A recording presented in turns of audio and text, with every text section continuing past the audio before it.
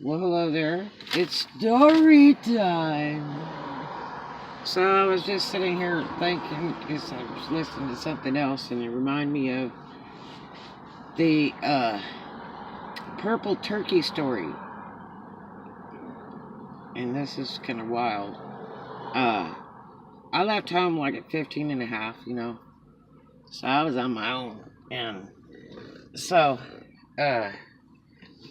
I had got this really, really nice apartment out in Hawthorne. Man, was it nice. A full security apartment. It was like, God, I think it was like seven or 800 a month. I mean, that was a lot of money. A lot of money back in the late 80s. And so, anyway, I was dating a guy named Ronald Fournier from North Dartmouth, Massachusetts. And he was in California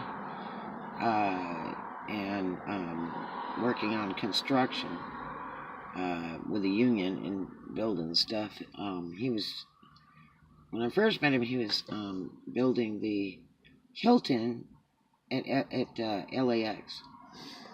But anyway, so this one year, now Ronald had got an apartment over on Redondo Beach Boulevard. It was pretty decent. And so we were talking about Thanksgiving and all that. And he wanted me to cook the turkey for the boys, for Darren and Kevin, and then his ex-wife Janet Niles would maybe bring some corn chowder or something over. And so it was on me because I worked different hours. I bartended at nights and stuff, and he did construction in the days, and the boys went to school, and so I ended up with a turkey job. So anyway, I call Ma Leighton to get her stuffing recipe and ask her advice on doing the turkey and everything. And I was only 2 days away from Thanksgiving. So she tells me the difference of the turkeys, and she's like my second mom, And so she was my best friend's mom, who's like my sister, Jeannie Marie. And her name was Marion Leighton, and everybody called her Ma. If you didn't call her Ma, she would get mad. Everybody called her Ma, or it was an insult. So anyway, I called her up one day, I guess around 2 in the afternoon, something like that. And I'm like, okay, I'm going to do the turkey for Thanksgiving. So tell me what I need to do. Now, she was a character, because if you caught her after about 10 in the morning, she was drinking. And every day she drank. It was pretty much for good reason. She had some very serious physical problems. And instead of taking a lot of painkillers, she would drink. And it was really funny because she would I used to go buy her beer for her, and she wanted it all covered up in bags so the neighbors wouldn't see it. And then she'd bust all the bottles and put them in the trash so nobody knew how many she drank and all that kind of thing. And you'd get a case of them in a cardboard box for like $1.99, and you get like 24 bottles or something. And then she drank it warm, and she would put a champagne cork on there. It fit the bottle perfect, so she'd keep the fizz in it. It was really funny. But anyway, so I call her up, and she got a little bit of buzz on there. And she's telling me, okay, now the way you need to do it, and like you ask her what time it is, she's going to tell you how to build the clock, okay? She's really precise. So I spent about 2.5 hours on the phone with her, and she's like, okay, you get this kind of turkey, and the way you do the stuffing, and you want to put nuts in it, and then this, and she tells me all this stuff, and I'm like taking notes, okay? So I go down to the market. I got about $300 on me, and I'm gonna buy all this stuff, and my boyfriend's gonna give me the money back and everything too. So anyway, I go down there and I get the biggest turkey I could find, okay?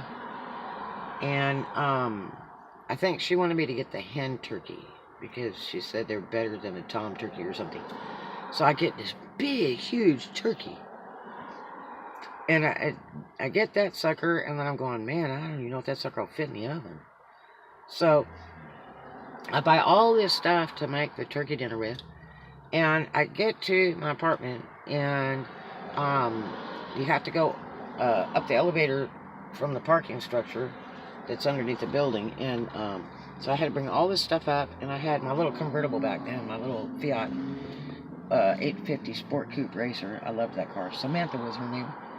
Anyway, so I get all the stuff up in the house. I got miles of really cool stuff, and so I have this turkey, and I call Mom Leighton up, and I said, well, look, I got the greatest deal on this turkey. It's like 30 pounds or something. And she's going, what? I'm like, well, with the kids and everything, and then, their friends will come over, and, everybody will be coming over, and so I got to make sure to have enough. And I'm like, I just hope it fits in the oven. And so, and this is back in the days when we had phones with cords on them, and so you had 20-mile long cord, and it went all over the house. So I'm like going in the kitchen and trying to figure out this turkey will fit in the oven, and I open the oven door while I'm talking to her, and I'm like, oh good, it's gonna fit. So anyway, that was great. So anyway, she says, okay, so you probably need to get it pretty well started. You'll want to cook it 9 in the morning or something. And I'm like, really? And she says, yeah. And I said, okay, well, I hope it defrosts by then. She says, what do you mean? I said, well, it's frozen. She says, frozen? I said, yeah, it's like a rock. She says, man, it's going to take you days to get that thing thawed out. She said that, you're supposed to thaw it out in the fridge if you're going to do that. She said, but you should have bought one that wasn't frozen. I said, well, I don't know. I said, I bought the biggest turkey I could find. So she says, oh my God, you better soak it in water. And I'm like, this turkey's so big, it's not going to fit in my sink. And so I had a 1-bedroom, really nice apartment. And so it didn't have big giant sinks or anything. I don't even know if that had a garbage disposal in that place. So anyway, she says, well, I don't know what you're going to do. And I said, well, I don't know either. I said, the only thing I can think of is stick in the bathtub. She goes, well, then that's what you'll have to do. Well, God, then I got to go get the bathtub, scrub it down, bleach it, and all that. And because I want it to be sanitary, And so I get that all done and rinse it in super hot water. And so I'll be ready for this turkey. But she's telling me, okay, now you got to soak it, in water, not hot water, but just soak it in water till it thaws out, and then you can start cooking it. But, when you get the packages out of the inside and all that, then it'll start thawing out real quickly. And I'm like, oh, God, because you couldn't get the packages out of this thing. It was frozen solid. And I'm like, oh, what am I going to do? And about the little rods with the lace-up things. You can lace up the turkey real pretty and all that, and sew it together and everything. So anyway, I'm freaking out. She goes, you better get with it. So in the meantime, I'm making fresh, from scratch pies. I made 5 different pies. I'm working on the dressing thing, because she said you got to take some of the dressing and put into the turkey, and the other stuff you could just use the broth and put it over the dressing and it'll be fine. So I got pans of dressing, and I'm doing fresh mashed potatoes with fresh gravy, the whole deal. Really good vegetables and things. So anyway, I get up the next morning, and the damn turkey is just barely thawed. And it's I had to rub salt on it and stuff and all that. And so I've got it sitting up on the counter. I'm looking, and it looks kind of weird. And so, it looks like blue, but it really kind of looks purple. So I couldn't get a hold of Mom Leighton. I don't know. She's asleep. She takes naps sometimes, and I didn't know what to do. And so I called up Janet and Gilbert Niles, which Janet used to be Ron's ex-wife years ago. And Gilbert was kind of a character. He was they used to call him Fred Flintstone, because he had a real raucous voice. He's deceased now. a real raucous voice, like, oh, you know. And he was from back east too, so was Janet. And so Gilbert was the only one that was home. And Janet was at work. She worked for Budweiser back then. And I said, hey, Gil, because I was going to ask Janet. And Gil says, I cook the damn turkeys around here now. I know about cooking a damn turkey. I said, okay. I said, well, I got a problem. And he's like, what? And I'm like, my turkey's looking kind of blue. And he said, well, what the hell did you do to it? I said, I was thawing it out overnight, and it just looks blue. I don't even know if it's safe to cook. And he goes, the hell it does. I said, yeah, it does. He said, bring it over here and let me look. And he's like laughing because he thinks I'm just pulling his leg. So I get this big damn turkey, put it in a pan, put it in my convertible in the other seat, and drive across town, okay? And they lived over by the expressway in Redondo Beach. They had a little house on the corner. And so I pull up in their driveway and knock on the door. And Gil answers the door, and he said, well, bring the damn thing in. I said, okay. So I go get this humongous turkey out of the passenger seat of my convertible and bring it up to the door and set it on the table. And he says, God damn it, the goddamn thing is purple. And I said, well, yeah. And he goes, when I cook a damn turkey, it looks like that's goddamn wood over here. And he's banging on the wood in his house. He had a lot of wood trim and wood tables, whatever, you know, guys like wood.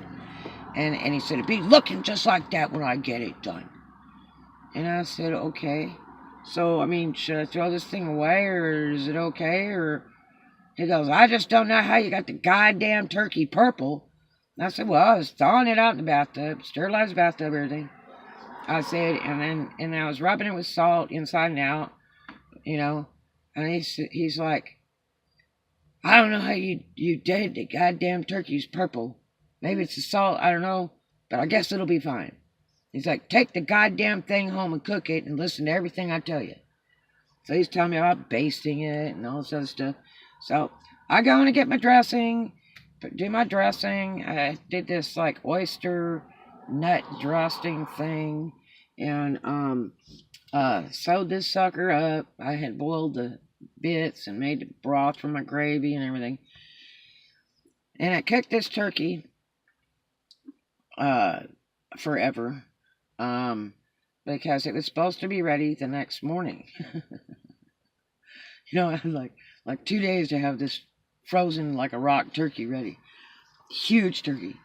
So I cooked it, you know, I put it on like high, real high at first, like the first hour, like 450. And then took it back down to like 275 or 300.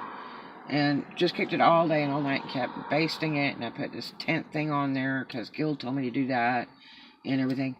And so, you know, mine wasn't quite the color of the wood in his house yet. His wood was pretty dark, actually. I didn't know if I wanted the turkey quite that dark. So anyway, got it all cooked up. And I thought, God, I wonder if this thing's any good at all. So anyway, I took all the stuff, piled it in the convertible, and brought it. I had food everywhere, in the back, in the floor, in the passenger seat, just all over the place. All this food I had made and brought it over to Ronald's house on Redondo Beach Boulevard. And so I could start setting it up, because everybody was really excited, and everybody was like getting shipwrecked already, you know, in the midday. And I wanted to have it early, you know, so that everybody could eat or whatever. And, you know, if they had Thanksgivings at their homes, they could do it there. So, because everybody's always coming in and out of the kids' friends and everything. So, set up all the stuff. So, Gilbert and Janet decided to come over. Now, Ron and Gilbert hated each other terrible. Really bad. Ronald put his head in the toilet one time at some club one night because he mouthed off to him. It's not a good thing. And so, I didn't know how long that would last. It's like putting two bulls in a ring. So, Janet and Gil came over, and everybody was eating. Janet brought a corn chowder or some damn thing. And, and then she drank this wine that's used for, like, cooking or whatever. It's really gross. She used to love to drink that wine. It was terrible. And she'd bring her own little bottle of wine. She'd get like totaled on that. And Gilbert's there, and so Gil walked in the kitchen, and he goes, I want to see his goddamn purple turkey. And so I said, well, it's not purple anymore. And so then everybody was getting plates of it, and everybody said it's pretty good, and I thought maybe they're throwing it in the trash. And so, because I didn't tell anybody about the purple part, and only Gil and I knew. And so Gil went to taste that turkey. He said, it's the best goddamn turkey I ever had in my life. And you know it was because I kept rubbing it with salt inside and out. And so when it cooked, it was so delicate and so beautiful. It was amazing. So that was a very interesting Thanksgiving. Anyway, I hope you guys enjoyed that story. Love to you. You have a great one. Tell me your Thanksgiving story below.